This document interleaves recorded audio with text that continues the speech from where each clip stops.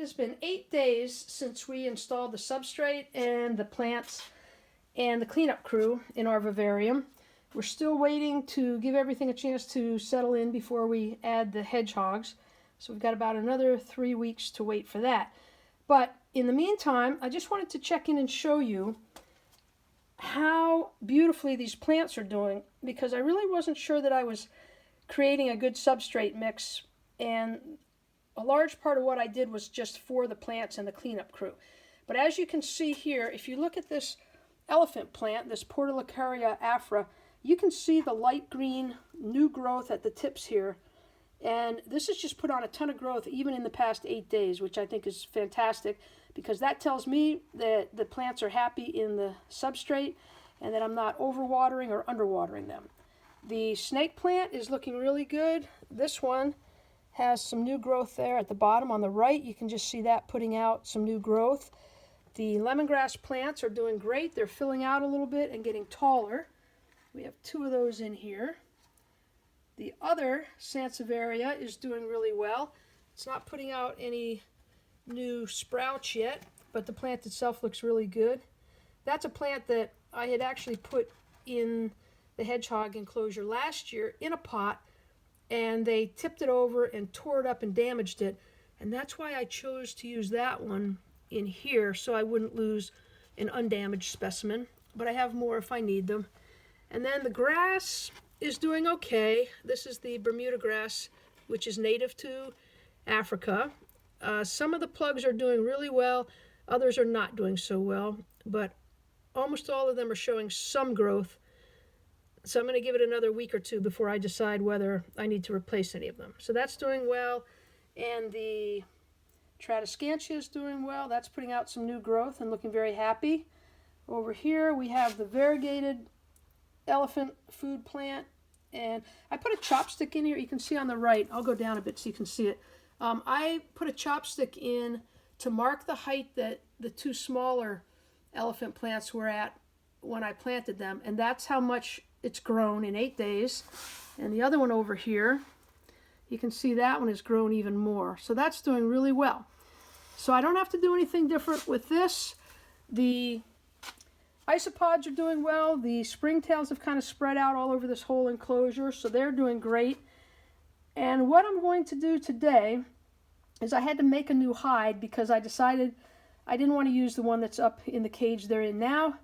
So I've made a new one, and I'm going to dig this planter out, and I'll show you the hide that I made, and I'll get that installed, and then we'll be that much more ready for the hedgehogs when we put them in here next week.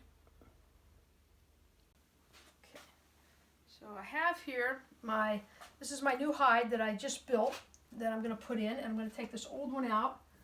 So I'll just remove a rock and this real quick. Set those over there. And I'm going to dig this thing out. And if you come in close with the camera, okay, so now when I pull this out, there are a lot of isopods under here, and they may come pouring out. So I'll try to give you a shot of this if I can. Oh, look at that. They seem to like it in there. The clay is a little bit damp, and there's tons of them there. I'm going to have to just set this aside so they can crawl out at their leisure. And then there's more. You can see down in here, there's a ton more. All the way down. They like that protected spot. So what I'm going to do now is I made a base for a new. And this is moist. You can actually, I don't know if it just shows up on the camera, but it's really kind of moist, and it holds together just a little bit. But what I did was I made a base for a bark hide, and I'm going to set it in here so that the hedgehogs can dig down, because they really like to burrow in. And in the cage they're in right now, I have a log that has a Y, it has a fork kind of in the end of it, and that's what they chose to use as a hide. So I wanted to keep this as natural and bark-like as possible for them. But because I have 2, I had to make it kind of big so that they could both get in here. It's a mother and daughter, and they like to sleep together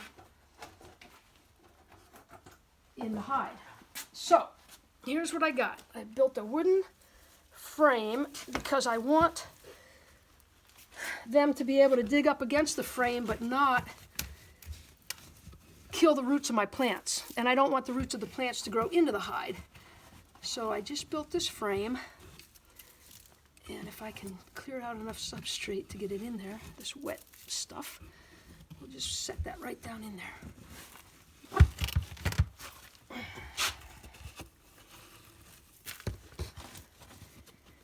There's an isopod. They're in there. I put almost 300 isopods in here during the week. So there are a lot of them in here, but they hide. It's a big area for them to hide in. I'm going to shove all of this back in. They will dig all the way down to the bottom of this enclosure, is my guess. That's what they're doing up top. They're digging down right to the bottom of that cage that they're in.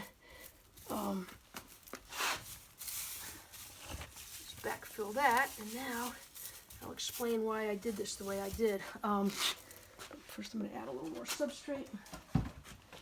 And I'll tell you that I have a top to go on this that you'll see in a minute. This is just more substrate to fill that in since we had that planter there.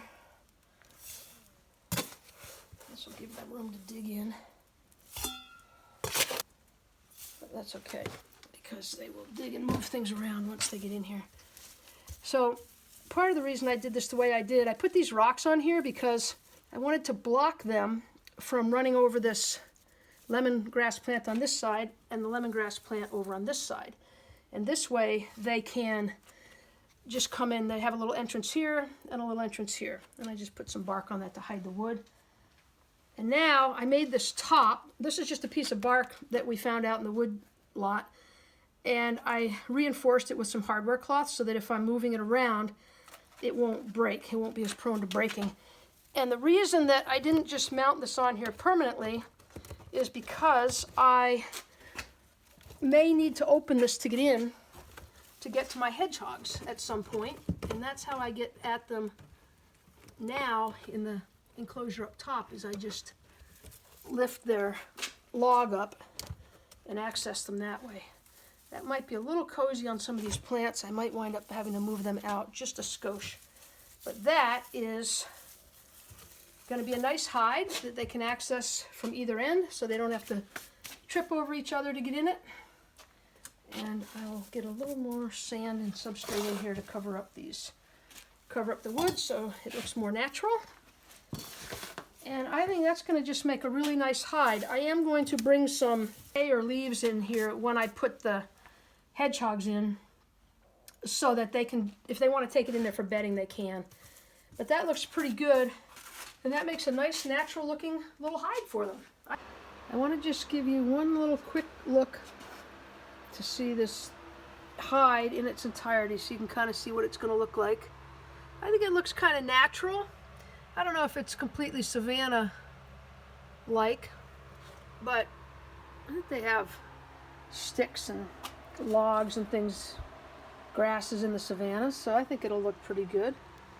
That's the other side where they can go in there, behind that lemongrass.